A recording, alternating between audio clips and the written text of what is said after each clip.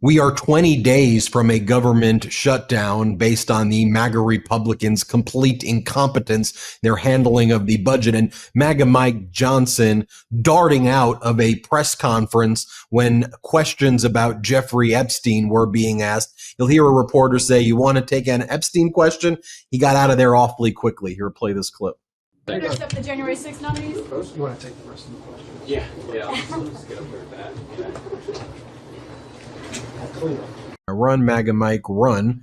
And then you have Speaker Johnson, MAGA Mike, doesn't think that that birthday card that's clearly sent by Donald Trump to Jeffrey Epstein, which has Donald Trump's signature and looks like all of his other signatures, it's his signature. We don't even need to be, it's not a debate. He sent the thing to Epstein. But here's MAGA Mike doing what the regime tells him to do, saying, I don't see it. I don't think so. Here, play this clip. Mr. Speaker, do you think the Trump birthday note to Epstein is real? I don't. They say it's not. I don't. He says Donald Trump told me it's not. So why would I even ask a question? I don't. And by the way, it's all of them at this point, like Byron Donalds and Burchett. All of it. Watch this brief montage of all of them saying the same thing. Basically, let's play it. I mean, anybody can do a signature. You think really someone might have just forged this somehow? Yeah, I mean, somehow it's so easy to do. From what I see, it's not a signature. I've seen Donald Trump sign a million things. This doesn't look like his signature to you? Nope. I highly doubt that it is. Really? I mean, how could someone could have forged this? Well, are we talking about the birthday card? The letter drawing? to Trump, apparently. Oh, I would, that's new for me. I've not seen that. We'll let other people decide whether it's real or not. What does that even mean? That's new to me. You were the one who brought up the birthday card. That's new. That's new to me. I didn't see it. You said. What were you thinking they were talking about when they were talking about forgery and birthday card? Again, it's the most ridiculous stuff. Oh, and then you have James Comer, big mad, the new ranking member of the House Oversight Committee, Congressmember Robert Garcia, for pushing forward and getting all that stuff. Because remember, it wasn't just the birthday card in that book for Epstein's 50th birthday in 2003. There was a bunch of other documents in there, sick, disgusting documents of like Epstein and Trump friends holding checks, talking about Trump paying $22,000 for a fully depreciated woman. There's like women talking about meeting Prince Andrew and Donald Trump thanks to Jeffrey Epstein. There's some grotesque stuff in that. But MAGA Republicans are pissed that Democrats are fighting back. Listen to Comer here. Let's play it. Chairman Comer, can you give us a comment about the Epstein documents being released and what else is under review right now? Well, the Epstein documents are released because I subpoenaed the estate for the documents. That's why we have the documents. So I know the media has been obsessed with the discharge petition. The discharge petition didn't even cover the estate. This is a serious investigation, just like I said it would be. We're going to be transparent. I think we got the documents uploaded last night on the computer. It takes, a few hours. Obviously, when I subpoena documents, they send them to the Republicans and the Democrats. Of course, the Democrats, they find one thing in there and they promote it and try to get a narrative. This investigation is about providing justice and accountability for the victims.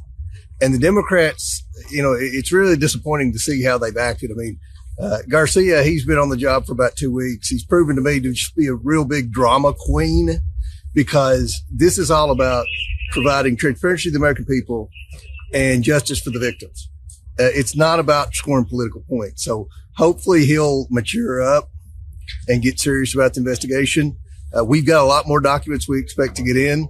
We're going to bring a lot of people in for depositions. So, I mean, that was the guy for 3 years holding up nudies of Hunter Biden in the hearing, and then he's calling Robert Garcia a drama queen, to which Congressmember Garcia is like, are you just saying that because I'm gay? Like, what are you talking about? Like, we got the book because Democrats pushed for it. You didn't want that to be released. We pushed forward. We released it. And then you're like, oh, they're cherry picking it and all of these things. Absolutely ridiculous. Let's bring in Democratic Congresswoman Katherine Clark, the Democratic whip, and a big deal coming in the very near future, 20 days, of course, is that if a budget doesn't pass, we're in a government shutdown. So I want to talk about that. But I think showing those Epstein clips, though, show that you're not dealing with like serious people who are in the world of reality. Like, I don't even know what that was. So let's address first, like, what they've been saying, just get your reaction to that. But I just want to talk about, it's in everything. They exist in this MAGA Club Rose Garden world. I mean, I don't know where to begin. I mean, how can you look at these documents that came out in this Epstein birthday book that are disgusting? They are vile, and there are multiple ones, and just say, oh, that's some sort of Democratic hoax? They have one master, and that is Donald Trump. And they are willing to throw the American people, to throw justice, investigations, transparency. They will do nothing but raise costs on Americans.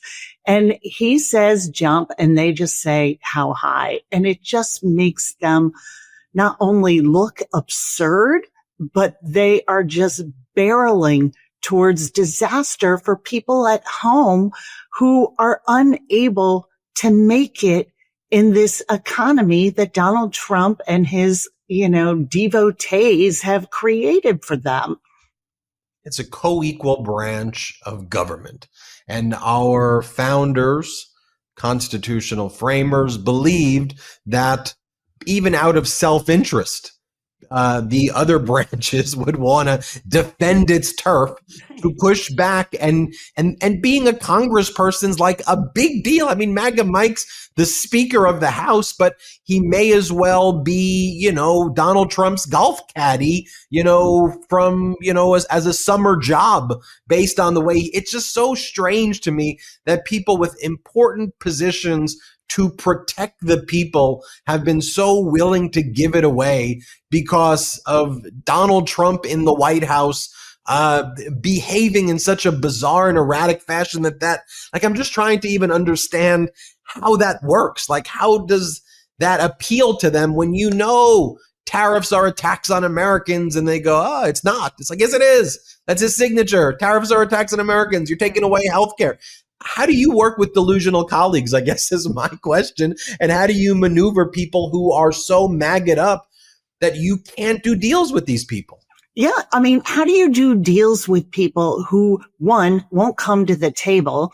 When they do come to the table, they then go ahead and undermine and go back on everything they said. Even if it makes it through Congress, they stand by a president who shreds everything they just did. Whether it's projects, economic development, keeping hospitals open in their own districts. They just will do anything that he wants. And the point we're making, 20 days out from a shutdown, which is 100% their responsibility. They have the majority in the House, the Senate, and Trump is president. So it is up to them to fund the government and keep it open and working for people. And what are they doing instead? They are taking away people's health care. So whether it is the $500 billion in Medicare that this bill will trigger in cuts, the cuts they've already done to Medicaid, the 300 rural hospitals that are going to close, and every single day we are already seeing hospitals close in states due to the big ugly law. This is coming true for people right now. I had farmers in my office this morning who were talking about not only what is happening to them with the tariffs and how bankruptcies for farmers are up 95%, but that they have no place to go to get health care. So they want to go ahead with this agenda, taking away the fundamental the fundamental need of American people, that when they are sick and they need to see a doctor, they should be able to do that and be able to do it close to their home. They can do that on their own. We are not going to rubber stamp this extremist agenda. So for our audience, know the position of Democratic Whip is whipping up the votes and coordinated and organizing unified positions amongst the party in terms of a vote and making sure that people show up to vote. It's a lot more complicated than that, but at a high level, it's a big, important job. So when it comes to this government shutdown that is looming, can you articulate for our audience the Democratic position? Because people, I know our audience says, do not support this MAGA desecration of our healthcare. Shut it down. And our audience was very upset at what happened in the Senate before when that happened. So what do you say to our audience right now? That Democrats in the House are crystal clear. We are not supporting a budget that decimates healthcare for Americans. That's where we are. And if they want to go ahead and do a spending plan to pass a budget that continues to make these cuts, and just this week, they're talking about more cuts to mental health, to our public health infrastructure. They are not stopping. They are doubling down. They want to do that. They can do it without a single Democratic vote.